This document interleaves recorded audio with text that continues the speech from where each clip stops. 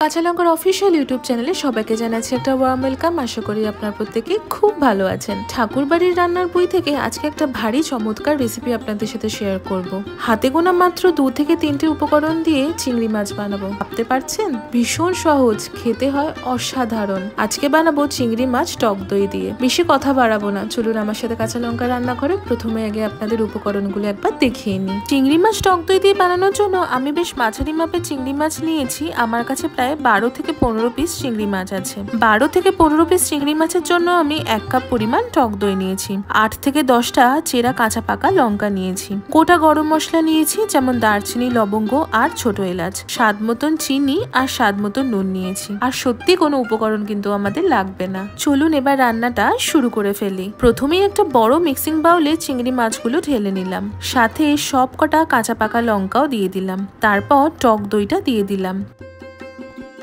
এবার চিংড়ি মাছের সাথে সবকিছু মানে এই টক দই আর কাঁচা লঙ্কাটা বেশ ভালো করে কিন্তু আমাদের মেখে নিতে হবে বা মিশিয়ে নিতে হবে। চিংড়ি মাছের সাথে সবকিছু ভালো করে মিশিয়ে নিয়েছি। এবার চলুন রান্নাটা শুরু করি। কড়াইতে আমি 2 টেবিল স্পুন সর্ষের তেল প্রথমে গরম করে নিয়েছি। তাতে ফোড়ন হিসাবে দিলাম গোটা গরম মশলা। গোটা গরম মশলার একটা সুন্দর যখন গন্ধ বেরোবে, মানে ধরুন আমি মিনিট খানেক মতো সতে করে নিয়েছি, তখনই আমি ম্যারিনেট করা চিংড়ি মাছটা সম্পূর্ণ ঢেলে দিলাম। চিংড়ি মাছটা দিয়েই হাই ফ্লেমে আমি বেশ ভালো করে রান্না করতে শুরু করব। দই থাকার ফলে কিন্তু অলরেডি দেখবেন জল ছাড়তে শুরু করেছে।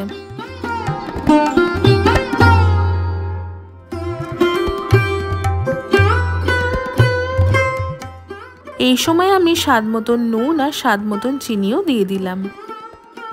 চিংড়ি মাছটা থেকে কিন্তু অলরেডি ভীষণ সুন্দর একটা গন্ধ বেরোতে শুরু করেছে।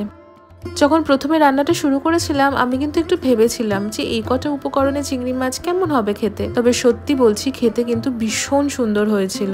ওইদিকে দেখুন যে পাত্রে আমি ম্যারিনেট করে রেখেছিলাম চিংড়ি মাছটা, তাতে 1 কাপ মতো গরম জল ঢেলে দিলাম। গরম জল ঢেলে দিয়ে ভালো করে মিশিয়ে নিয়ে চিংড়ি মাছে ঢেলে দিলাম। আপনারা যে যেরকম ঝোল রাখতে পছন্দ করবেন সেই পরিমাণ জল ব্যবহার করবেন। ভালো করে সবকিছু মিশিয়ে নিয়ে চাপা দিয়ে আমি 10 থেকে 12 মিনিট লো টু মিডিয়াম ফ্লেমে কিন্তু চিংড়ি মাছটা রান্না করতে দেব। 10 থেকে 12 মিনিট পরে চাপা খুলে দেখবেন তেল কাটতে শুরু করেছে বা তেল ছাড়তে শুরু করেছে। আমাদের টক দই দিয়ে চিংড়ি মাছ বা চিংড়ি মাছ দিয়ে টক দই কিন্তু একদম তৈরি হয়ে গেছে।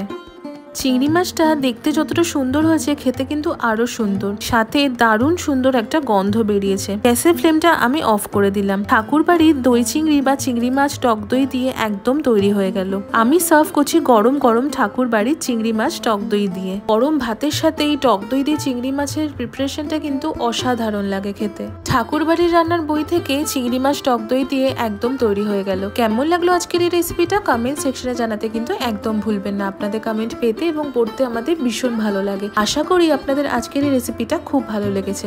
যদি ভালো লেগে থাকে তাহলে অবশ্যই আমাদের চ্যানেলটা সাবস্ক্রাইব করবেন, আমাদের এই ভিডিওটা লাইক করবেন আর এই ভিডিওটা সকলের সাথে শেয়ার করবেন। দেখা হচ্ছে আবারও একটা ঠাকুর বাড়ির দারুণ রেসিপির সাথে। ততক্ষণের জন্য ভালো থাকবেন, সুস্থ থাকবেন আর কাঁচা লঙ্কাকে এইভাবেই ভালোবাসা সাপোর্ট দিতে থাকবেন। See you soon and happy cooking.